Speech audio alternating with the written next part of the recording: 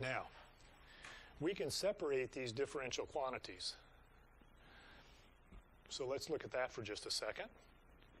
Notice that we have differential time sitting here. Oh, question? Yeah, do we use acceleration and force sometimes interchangeably? In that there's an acceleration in this direction, there's a force in this direction? Yes. Okay. Sometimes we do. Sometimes we use it incorrectly. Right. And other times, the intention here is to have you use it correctly. As I said earlier today, the acceleration is sometimes created by the force, right? And then other times you might want to design something where you want it to carry a certain acceleration, and you need to figure out what kind of forces need to be applied to create that acceleration field. Make sense? Amusement car rides. Oh, we want everybody to scream as they go around on that curve on the roller coaster or something. Okay? And so, but we don't want them to pass out, okay? Which they could do, okay?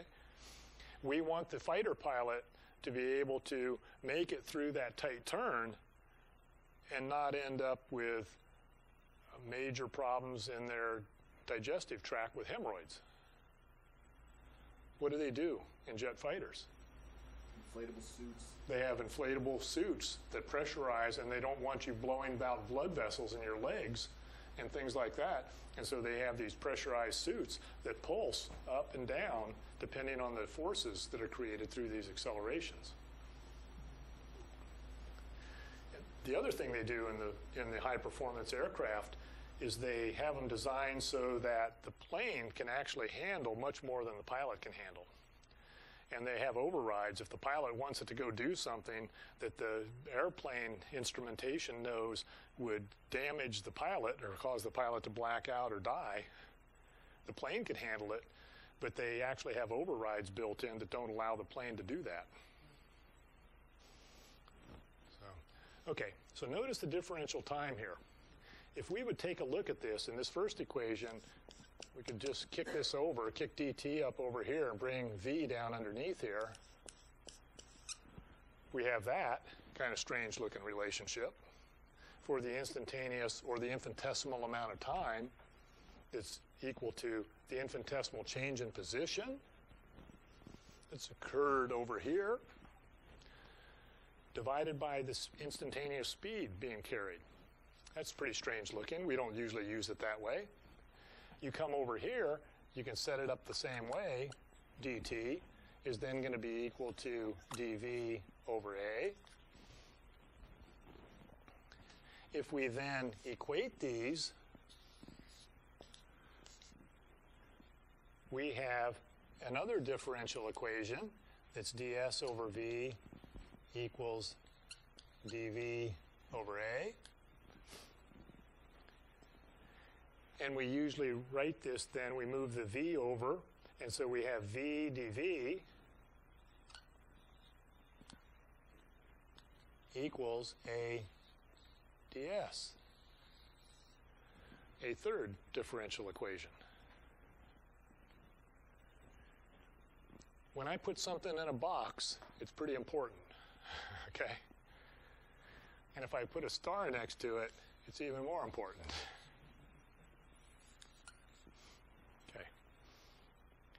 You should know these three equations as better than your phone number and as well as your name. Okay. And I want you, as I said earlier, to start a lot of the problems in this chapter 2, start them with these differential equations and then go ahead and process the calculus necessary to finish them off. Dylan? Are we going to use S as a pretty standard convention for position in this class? We'll use X and Y, whatever, R, theta. It depends on the kind of problem we're tackling. Yeah. Okay, so this is the theory. This is the governing theory of the particle kinematics right here. It's right there in 45 minutes of time. We've got it. So now all we have to do is start applying it and learning how to apply it to different conditions or cases. Okay, so let me erase the board and we'll start actually solving some problems here. I think I'll begin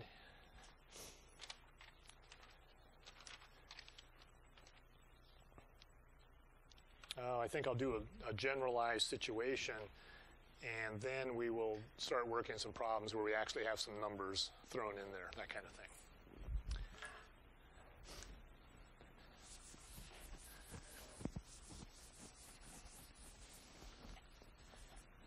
Once again, that straight line discussion that's in the book that I gave you here today, keep in mind for the rest of the course, when we're on curved paths, it doesn't have to be two-dimensional, it could be three-dimensional. These equations are going to be valid as long as you have the blinders on.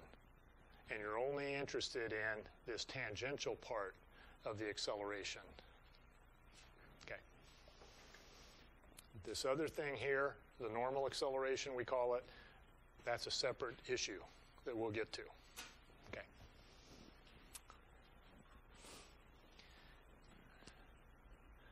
Lots of situations are going to be where the acceleration is constant. For instance, if I would toss my dynamics book in the air, or this eraser, it's going to be under what acceleration? Gravity, which is basically constant. Constant acceleration, which is gravity, pointing straight towards the mass center as long as we stay near the Earth's surface. Okay? Or we could be riding down the road, pedaling along on a nice windless day on a level surface or something, and moving with no acceleration, and then maybe we start down a hill and we might have some acceleration due to gravitational forces acting on us to allow us to start to accelerate as we go down the hill, or the block sliding down the frictionless ramp, something like that. Okay. So if, notice the capital if, acceleration is constant,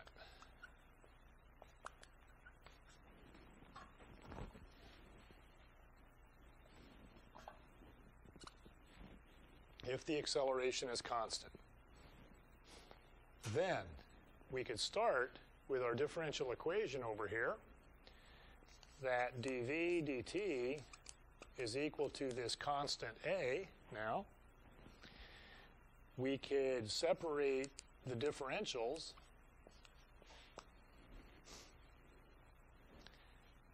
first order ordinary differential equation, separate this, integrate, and since a is a constant, we can pull it outside the integral, and we could integrate from some initial velocity to some final velocity, v naught to v,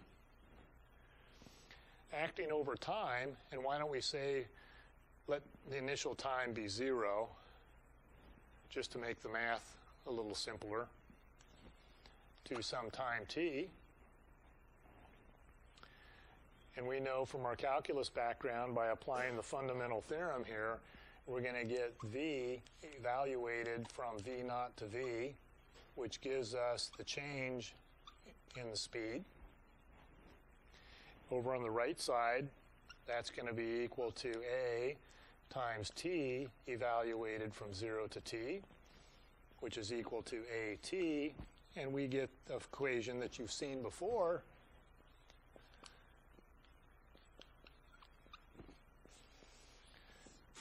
that the object has a speed equal to the acceleration times time plus the initial velocity or initial speed. Very simple second term calculus.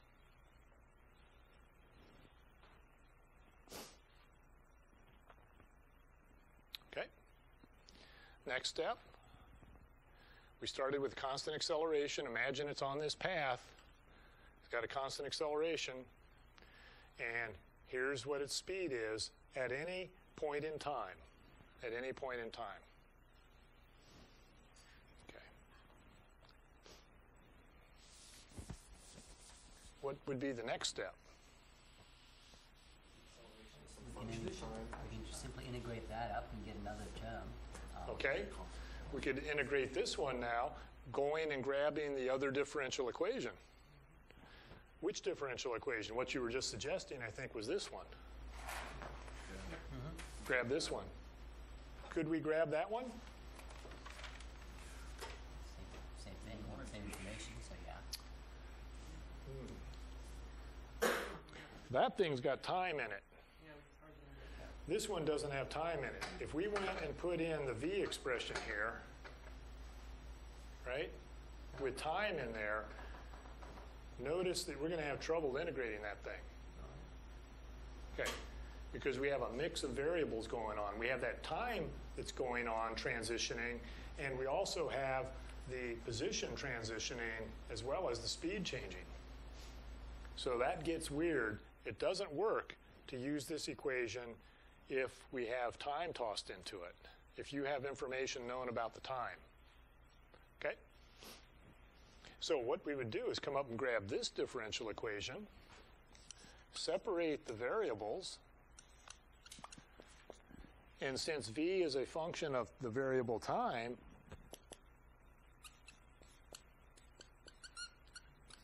there's the speed acting over the differential time.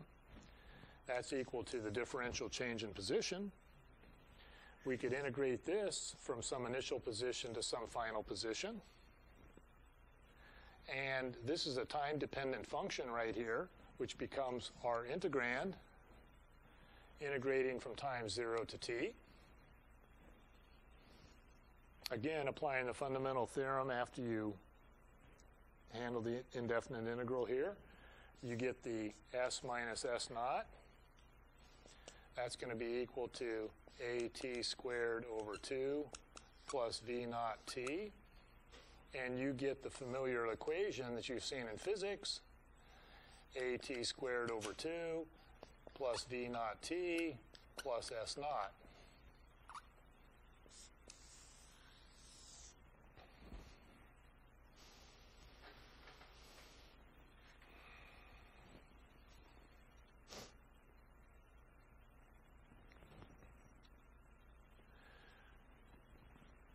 What's critical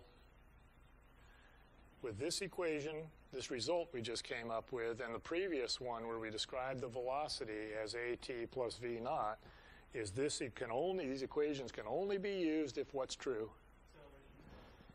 If the acceleration is constant.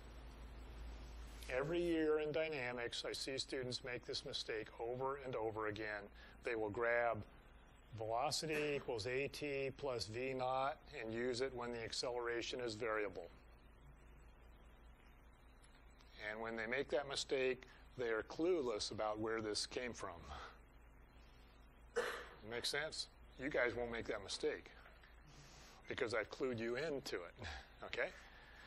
And that's also the reason I don't want you to grab like an equation like this in a problem and use this, because if you will do these problems starting with these differential equations, you won't be likely to make that mistake because you'll see it as you set up the integral. You'll see it as you set up the integral. You won't make the mistake. Okay. Now, let's go back to the third differential equation now and still say that the acceleration is constant. Perfectly reasonable. Notice there's no information again in this differential equation related to time. So let's just go ahead and look at the integration occurring here to see what happens if we carry this integration out.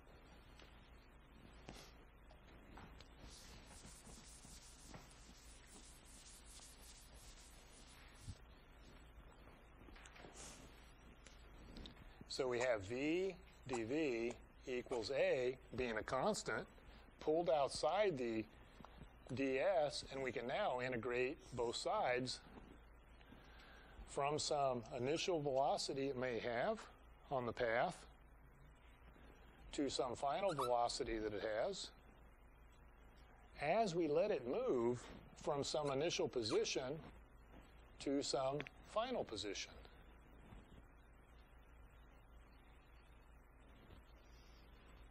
Seem reasonable? The picture Here's the path. Here's, let's say it's here at S naught. We're interested in what it is doing when it gets over here to S, right? And it's carrying some initial speed, V naught right here, and it's under some constant acceleration in here. While it's in this domain of its path, it's got a constant acceleration.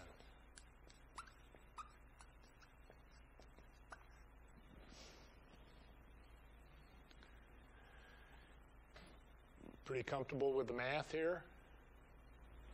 Everybody? Okay.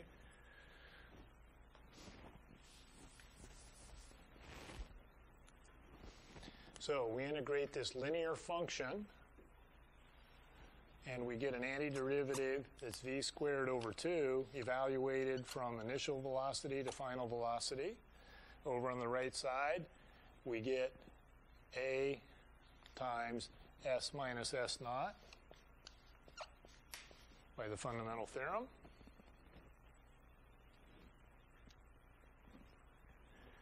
Apply the fundamental theorem on the left, and we get 1/2 of v squared minus v naught squared equals a times that change in position.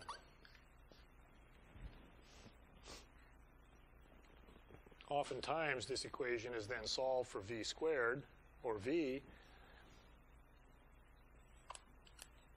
So v squared is equal to 2a times this change in s right there, plus v naught squared.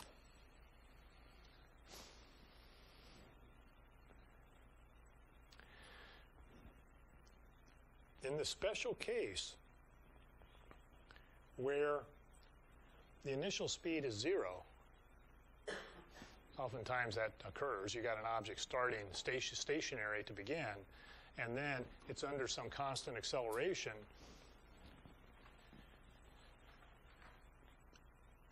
If v naught equals 0, then v is going to be equal to simply the square root of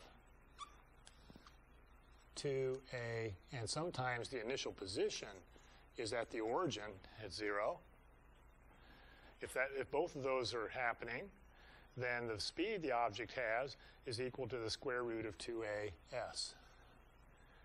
And you've all seen that equation in physics before. Okay. Any questions? Does that root 2 sitting out there relate in any way to the legs of the right triangle? No. Now, I could come up with some kind of motion related to a right triangle or something, but no, not in general. No. Okay.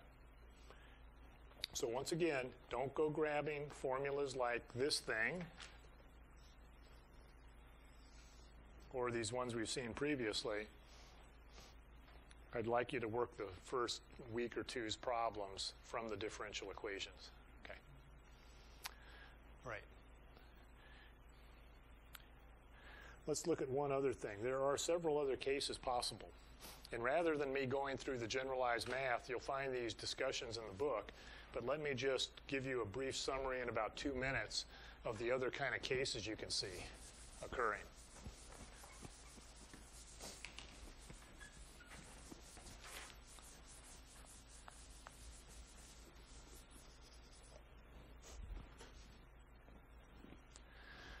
Just to be consistent with our textbook,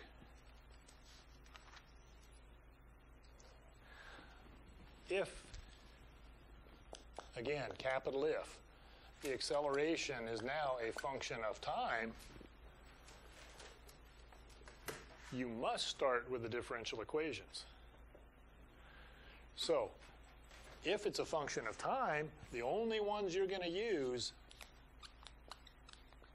are going to be ds dt equals v and dv dt equals the acceleration, which happens to be your function of time.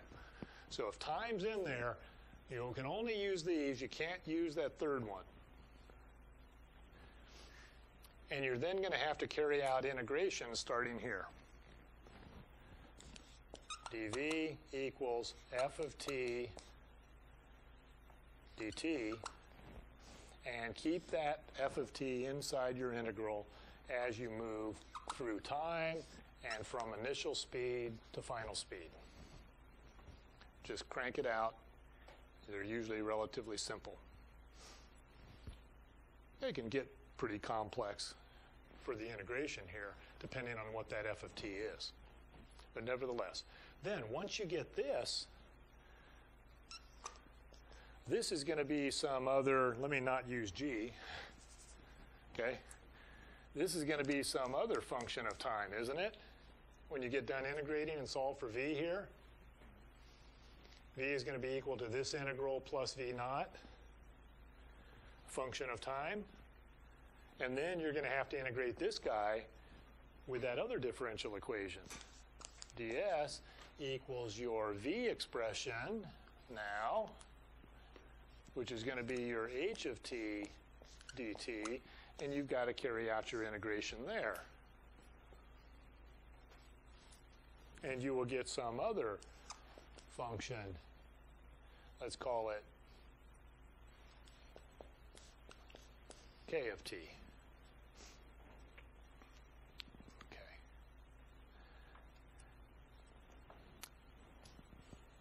So I think that does it with our time we're allowed today. And so go ahead and try to get started on the first assignment or two.